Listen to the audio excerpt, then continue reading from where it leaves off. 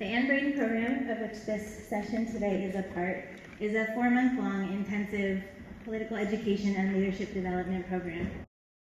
Now turn it over to Karina, who's going to welcome us into this space. Porsche Tuke, Ka'at Lashanka, Ka'at Ra'at Karina. I say good day. My name is Karina and I'm Chochenyo. We ask our ancestors to come with us and to be with us so that we can be of one mind and one heart.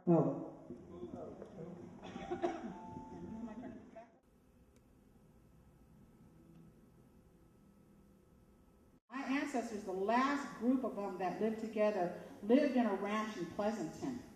Today, near that ranch that they lived on, Safeway is digging up their burial site. 10 years ago, they pulled out 490 of my ancestors from across the street from there. Yesterday, I went and checked out the site that they're doing, and already they pulled 29 bodies out. And they're claiming that they're going to take 3 months to pull this out so everybody can have the convenience of a Safeway. This word from European archaeology called midden, and that truly means a trash heap or a dung pile or crap or trash. And when we talk about shell mounds here in the Bay Area, it's not the same. We're talking about places where people purposefully laid out cemeteries of their ancestors, for the people that were here before, and they laid people down to rest in a certain kind of way. And because we ate so many shellfish, that shell was put down on top of them as well.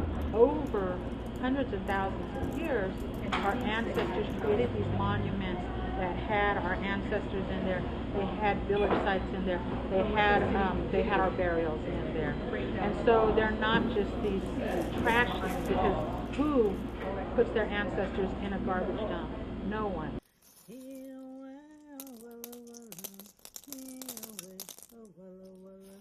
Many people that from the Bay Area here and from all over that will come up for their Humbletcha and or their vision quests.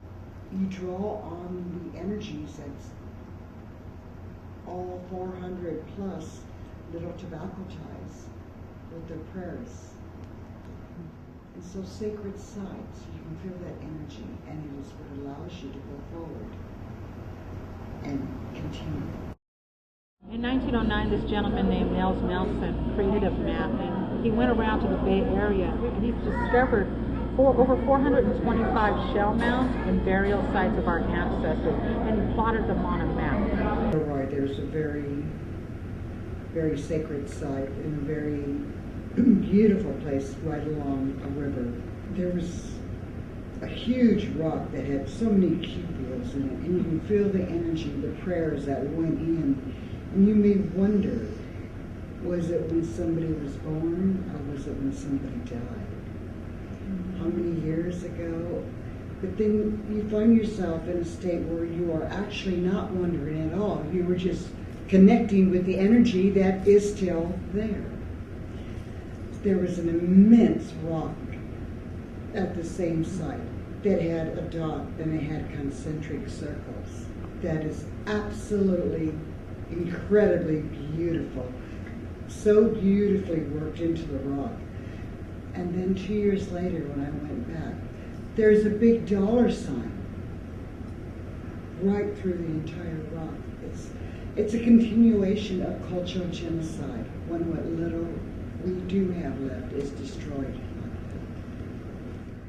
We also began to get phone calls about hundreds of bodies being pulled out of a place in Emeryville. And that shell mound and Ohlone Way, there was a place there that was thousands of years old. That was my ancestors' burial site. It was a cemetery. It was on an 1857 Coast Survey map, so people coming into the Bay Area could use that as a point of reference when they came in here. That's how huge it was. And today we have a horrible little basket there, and we have nothing that talks about the people that were originally here, my ancestors. There is so little left for the descendants of the original people. What is left must be protected. Cham chapa cham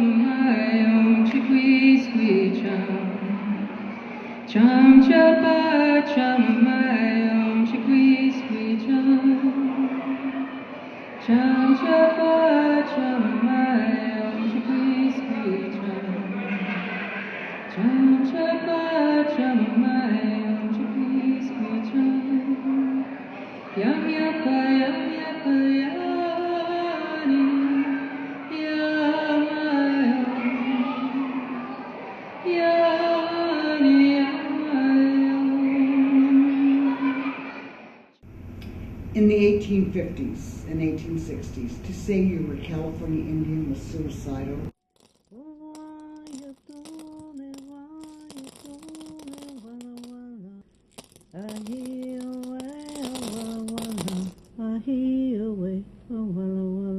So go back to 3rd grade. Do you remember learning about the missions in 3rd and 4th grade? And making those little sugar cube things like that? $5 a head and 50 cents a scalp. The Slavery Act of 1816 that you don't learn about in school.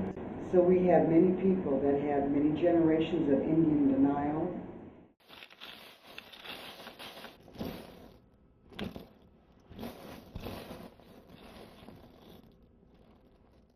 It's hard to make a connection for those who don't have it, and then find what is left is gone.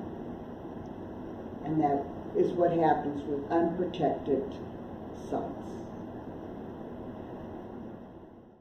When the ancestors when the information started coming to me about all of these buildings going up and the ancestors being removed, that they were really talking and saying we need a voice. The California Indian, the American Indian, did not get the right to practice their religion freely until 1979 with the American Indian Religious Freedom Act.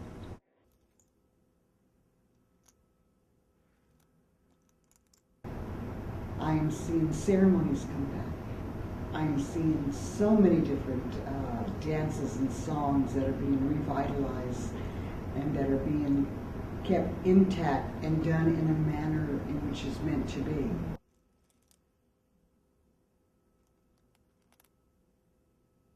And so we created this walk to bring around education and to people that didn't know about who Ohlone people were.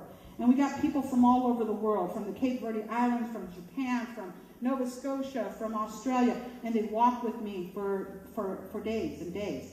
And it was people from all over the world, all walks of life. It wasn't just Ohlone people, it just wasn't Indian people, but everybody that made that possible, that my ancestors can now have a voice. My ancestors can tell us a story, that we don't have to live like that as a community anymore. Represent the people of California, let them be seen, because the people of California are coming back. We are being seen. We are here, we are not invisible. With that communication, working together in partnerships, it's amazing how much can be preserved, can be protected, can be used for educational purposes, can be shared, can feel that connection with their mother, with the ancestral spirits, with the energy, the spiritual energy that is at these particular sites. So it can be a beautiful sharing. Before I die, I'd like to see a shell mound recreated so that people can see the monuments of our ancestors. Like they can go to the pyramids in Egypt and touch those. They can go to the Aztec land and touch those pyramids there. They can go to Stonehenge and touch those places. But here in the Bay Area, there isn't a place where people can touch and feel and know that there's a connection to that land. I am so happy and pleased with the number of institutions, foundations, state and federal agencies that do acknowledge the existence of the original people. It's so much better than what it was.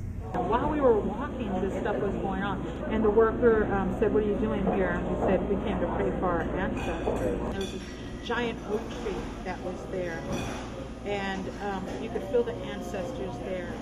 And there was a creek that ran through that property. But while I was standing over there by the creek, I heard our ancestors singing, and it was a woman's voice.